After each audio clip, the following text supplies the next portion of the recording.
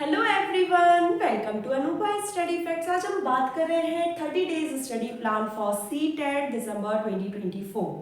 देखो गाइस, अगर आपने अभी तक बहुत कुछ पढ़ लिया है अच्छी बात है, लेकिन अगर नहीं भी पढ़ा है, क्योंकि अभी वर्क टीम के एग्जाम भी थे 10 नवंबर से स्टार्ट हो चुके हैं, तो हो सकता है बहुत से लोग अभी वर्क टीम पर फोकस कर रहे हो, उन्होंने बहुत ज़्यादा सीटेट पर ध्यान ना दिया हो। बाद बाकी अगर हम देखें कि वर्ग 3 और सीटेट काफ़ी हद तक सिमिलरिटी रखते हैं, लेकिन जो सीडीपी का पोर्शन है वो बहुत ज़्यादा वेरी कर जाता है। मतलब 30 मार्क्स आप ये समझ लीजिए, वहाँ आपका फैक्चुअल आएगा एमपी टेट में वर्ग 3 में, और यहाँ सीटेट में आपका बिल्कुल कंसेप्चुअल आता है। तो आज हम दोनों तरह की बात कर लेंगे कि अगर आपने पढ़ाई कर रखी है अभी तक और लास्ट 30 डेज, क्योंकि कभी कभी ऐसा हो जाता है कि हम लास्ट डेज में ये सोचने लगते हैं कि हमें ये सब आता है, रिवीजन बहुत ज़्यादा बोरियत करने लगती है, तो हम उतना ध्यान नहीं देते, और इसी टाइम पर सबसे ज़्यादा ध्यान देने की ज़रूरत है। तो सबसे पहले आप क्या करो कि अगर मैं सबसे पहले दो टर्म्स में यहाँ पे इसको डिवाइड कर देती हूँ, एक जिन्होंने अपनी तैयारी बहुत अच्छी कर रखी है और दूसरा टर्म जिन्होंने वर्क 3 के चक्कर में अभी सीटेट नहीं पढ़ा था। तो पहले हम बात कर लेते हैं कि आपने अभी तक बहुत कुछ पढ़ रखा है, लेकिन आपने अभी तक प्रीवियस ईयर क्वेश्चंस नहीं लगाए। तो सबसे पहले आप प्रीवियस ईयर क्वेश्चंस की प्रैक्टिस कीजिए।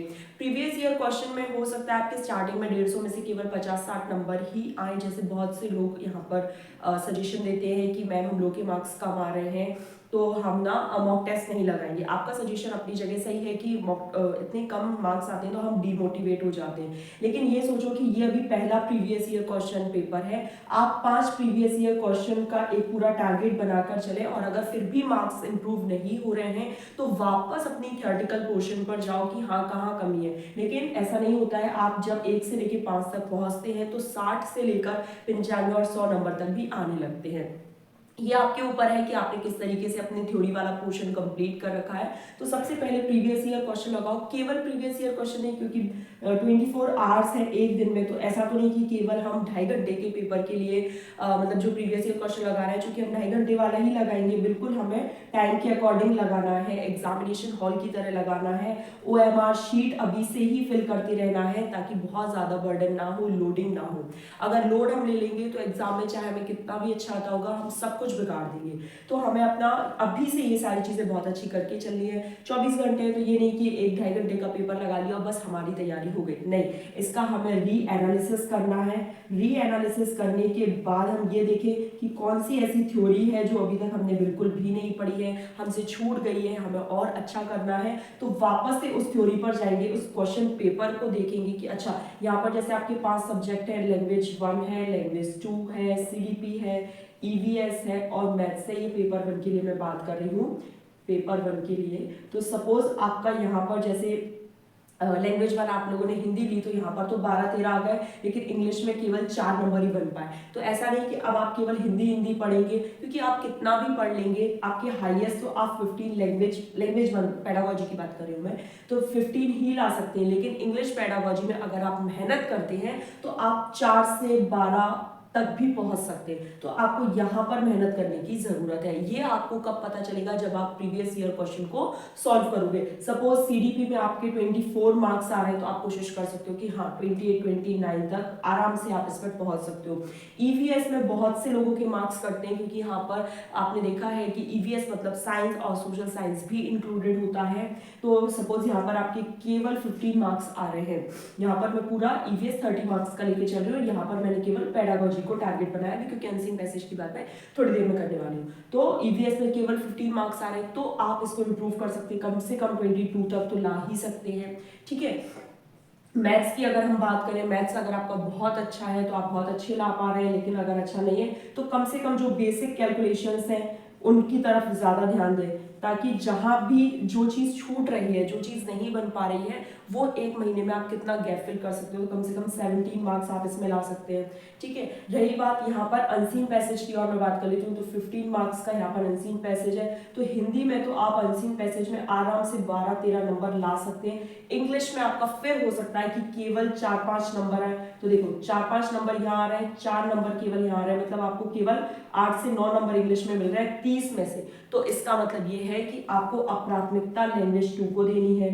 फिर मैथ्स में अगर आपके कम मार्क्स आ रहे हैं तो मैथ्स को प्राथमिकता देनी है, EVS को प्राथमिकता देनी है, फिर सीडीपी पर वर्क करना है और फिर लैंग्वेज 1 पर वर्क करना है। इस तरीके से आप यहाँ पर अपनी प्रायोरिटी को सेट कर लेंगे। ये सब आपके ऊपर रहेगा कि आप किसे प्राथमिकता देना चाह रहे हैं। तो ये सब नंबर के बेस पर हो गया कि आपके कितने कितने मार्क्स आ रहे हैं और आप कैसे इम्प्रूव कर सकते हैं। It's all up to you कि आप किस तरीके से एग्जामिनेशन हॉल में बैठ रहे हैं, किस तरीके से आप पेपर को सॉल्व कर रहे हैं। बिल्कुल केवल उसी दिन जाकर अगर आप एग्जामिनेशन हॉल में डायरेक्ट पेपर देंगे तो देखो एंजाइटी और टेंशन, डीमोटिवेशन सब कुछ आएगा। लेकिन अभी से ही 5 प्रीवियस ईयर क्वेश्चन भी लगा लिए आपने तो आपको ये लगेगा कि हाँ। फिर लास्ट के 10 डेज में तो आपको एक दिन में 2 पेपर लगाने। और मॉक टेस्ट कहीं अलग से मत लगाओ, प्रीवियस ईयर क्वेश्चन को ही मॉक टेस्ट का फॉर्म बनाकर उसको सॉल्व करो विद OMR, विद टाइमिंग।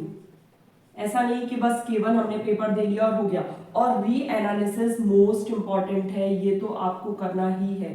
2.5 घंटे का पेपर हुआ, 1.5 घंटे में एनालिसिस हो गया, 4 घंटे में आपका पूरा सॉर्ट हो जाएगा एक चीज की हाँ ये सब चीजें आ रही हैं। फिर आप इन पर वर्क करेंगे, कितना भी वर्क कर लो।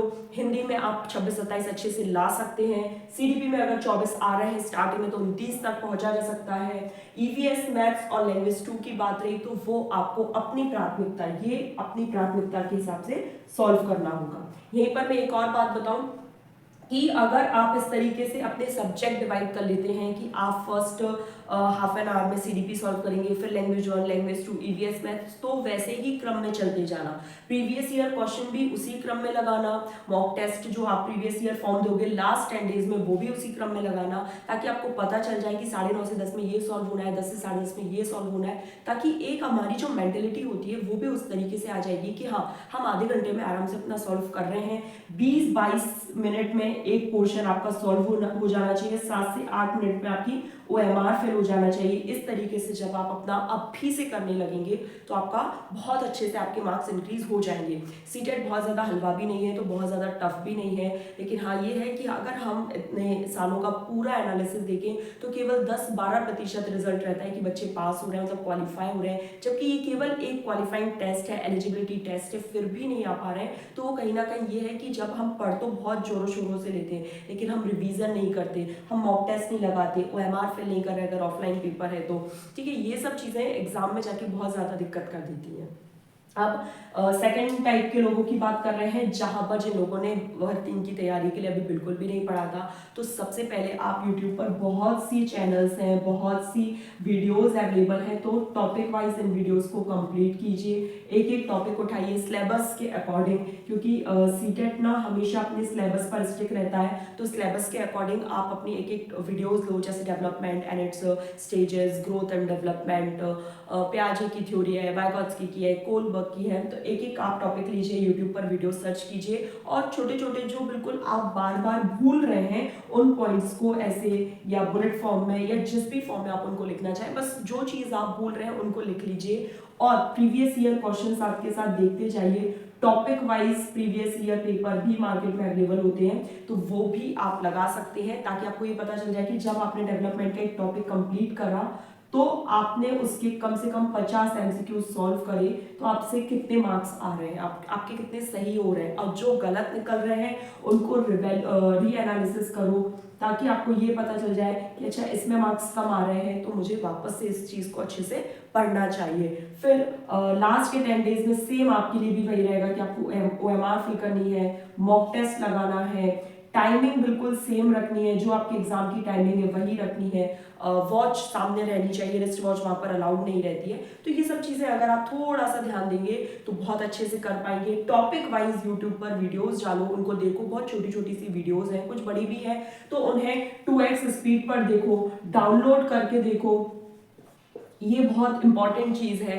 और बहुत ज़्यादा नया मत पढ़ो, केवल जो सिलेबस दिया है उस पर स्टिक रहो। NCF है, राइट टू एजुकेशन एक्ट है, इंक्लूसिव एजुकेशन है, ठीक है, ये सारी चीज़ें आप पढ़ो बहुत अच्छे से। वीडियोस को डाउनलोड करके लाइव सेशंस आप बिल्कुल मत देखो, क्योंकि आपके पास बिल्कुल भी इतना टाइम नहीं है, अब एक महीना है, मतलब आज के दिन 15 तारीख को तो आपका एग्जाम हो जाएगा, तो लाइव सेशंस मत देखो। और ये सब चीज़ें बहुत छोटी छोटी सी होती हैं। सोशल मीडिया से थोड़ा सा अच्छी खासी अब दूरी बना लो, ये अभी बिल्कुल भी नहीं देखना है, क्योंकि आपने अभी तक सीटेट की तैयारी नहीं की है। बहुत लोग आपसे पहले पढ़ चुके हैं, आपके हो सकता है केवल अभी 40-50 नंबर ही आए पहले मॉक टेस्ट में जब आप प्रीवियस ईयर क्वेश्चन लगाए। तो बिल्कुल डरो मत, सोचो कि हाँ ठीक है, कोई बात नहीं, हमने नहीं पढ़ा, अभी पूरा हमारे पास एक महीना है।